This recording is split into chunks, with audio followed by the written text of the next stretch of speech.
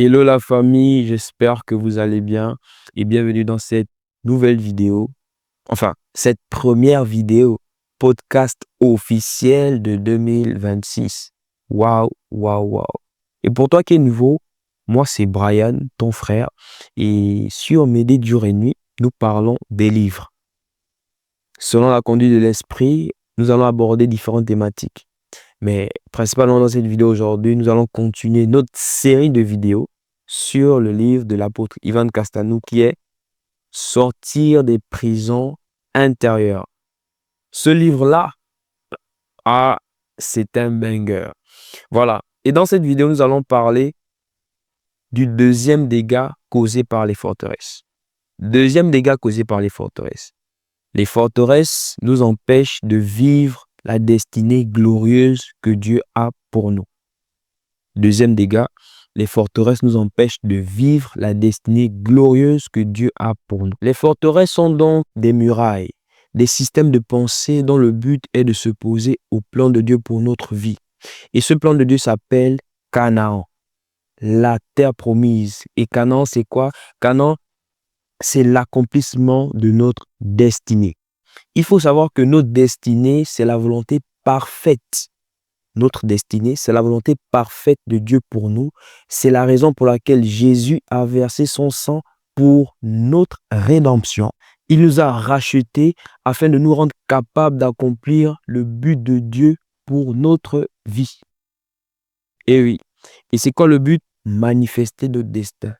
Briller par les bonnes œuvres qu'il a préparées d'avance afin que nous les pratiquions. Éphésiens 2, verset 10.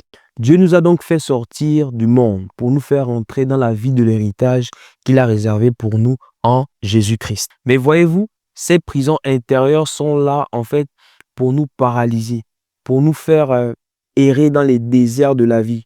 Exactement comme c'était le cas avec la génération Moïse qui est sortie d'Égypte. Cette génération n'est jamais arrivée à Canaan parce qu'elle a passé son temps à désobéir aux instructions que Dieu donnait. Et cette désobéissance l'a conduite à l'errance pendant plusieurs années. Que cela ne soit pas ton partage au nom puissant de Jésus. Les prisons intérieures sont construites afin que nos vies ressemblent à des successions de déserts. Dès l'instant où notre obéissance à Dieu n'est pas totale, nous sommes comme Jonas qui se trouve dans le ventre du poisson. Pourquoi? Parce que des voix mensongères lui ont dissuadé de faire la volonté de Dieu le Père qui était d'aller à Ninive. Mais lui, il a voulu partir à Tarsis. Et vu que Dieu le Père n'a pas permis que nous allions nous perdre à Tarsis, résultat, on se retrouve dans le ventre d'un gros poisson où on passe un long moment, en gros, où on perd du temps, faute de notre désobéissance. Et comment nous nous sommes retrouvés dans cette situation? Parce que des voix mensongères nous ont dissuadés à obéir aux instructions de Dieu.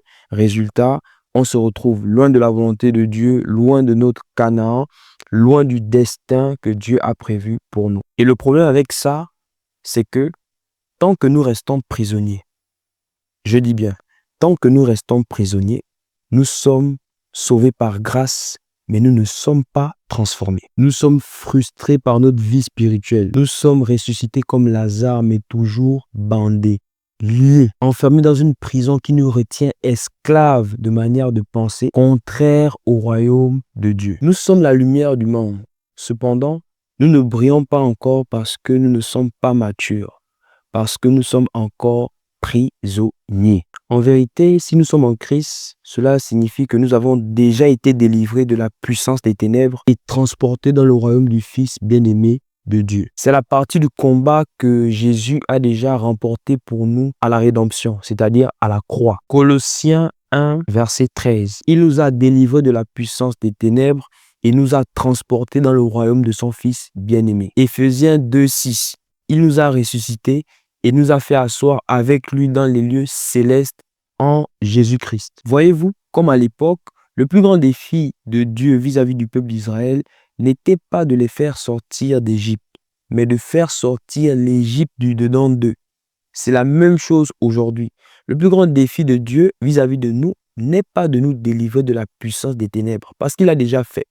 Le plus grand défi de Dieu vis-à-vis de nous, c'est de nous faire sortir c'est de faire sortir de nous la culture ou encore les habitudes du royaume des ténèbres. Du coup, étant donné que Jésus nous a déjà délivrés de la puissance des ténèbres, mais cette délivrance a été accomplie dans l'invisible, c'est-à-dire dans le monde spirituel. Le plus difficile n'est donc pas de nous faire sortir de prison, mais de faire sortir la prison de nous.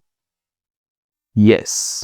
Cela est d'autant plus vrai que lorsque la prison est le seul endroit que l'on a connu depuis son enfance. Plusieurs n'ont connu dans leur enfance comme éducateur que la peur, le rejet, la polygamie, les abus physiques, sexuels, moraux autant pour moi, euh, euh, le manque, l'injustice, l'abandon, tellement de choses, tellement toutes ces forteresses, le rejet, le manque d'amour, la haine, la colère, l'ingratitude, vraiment toutes ces forteresses-là, beaucoup de gens n'ont connu que ça comme éducateur dès leur enfance. Et c'est dans ce genre d'atmosphère que le diable profite à construire ses prisons intérieures dans les cœurs, très tôt dès l'enfance.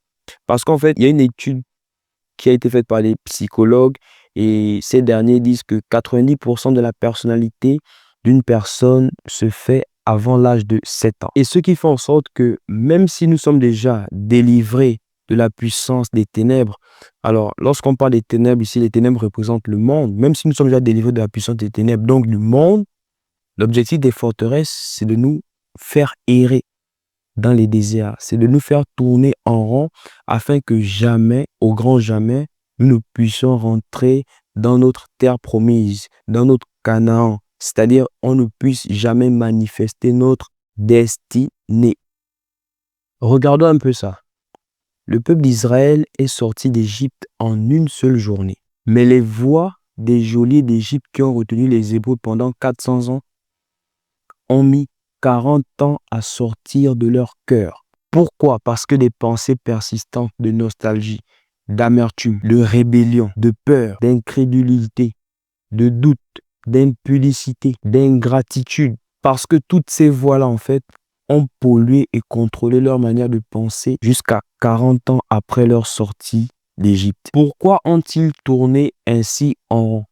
Leur problème était leur incapacité à suivre Dieu, à marcher par l'esprit, à laisser Dieu les conduire vers la terre promise.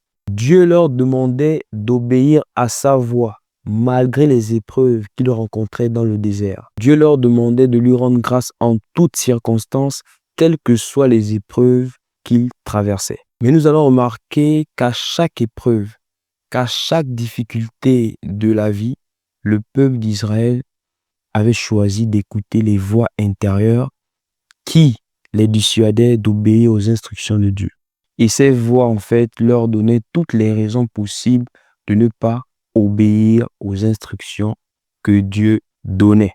Dieu les aurait conduits dans la terre promise s'ils avaient obéi à ces instructions. Mais d'autres voix intérieures, c'est-à-dire les forteresses, les prisons, parlaient en eux afin qu'ils n'obéissent pas tout simplement. En fait, on ne peut pas leur pointer du doigt. Oui et non. Parce que ces voix, en fait, provenaient des hommes forts qui les avaient dominés avant leur sortie d'Égypte, pendant près de 400 ans, donc 10 générations. Ces voix-là les avaient réduits à l'esclavage. Ce sont ces mêmes voix-là qui les avaient bercés, éduqués. Elles étaient les seules qu'ils avaient écoutées, ou encore elles étaient les seules auxquelles ils avaient été exposés pendant 10 générations de père en fils. Waouh! Ces voix-là n'étaient d'autres que des forteresses. Il en est de même pour nous aujourd'hui. Nous avons cru et reçu Jésus dans nos cœurs depuis des années. Mais la plupart, vous allez remarquer avec moi que beaucoup de chrétiens sont toujours esclaves, otages des systèmes de pensée, de sentiments et d'émotions de peur, le rejet, le mensonge, la manipulation, l'impudicité, la critique, la pauvreté, la honte, le sentiment d'échec et j'en passe. Toutes ces forteresses-là qu'ils avaient déjà en eux avant de donner leur vie à Christ, si vous êtes né de nouveau, ou encore si nous sommes nés de nouveau, donc sortis d'Égypte, le diable, en fait, il prendra acte de notre décision de choisir Jésus, de choisir de croire en Jésus, mais il faudrait savoir qu'il fera tout pour nous empêcher d'arriver à Canaan. Ça, c'est certain. Dès lors qu'on accepte Jésus, on dit au diable que, mon ami, moi, je décide de marcher avec Jésus. Lui est là pour te dire, ok, c'est ton choix, mais sache que moi, je ferai tout pour t'empêcher de manifester ce pourquoi Dieu t'a créé. Et c'est comme ça.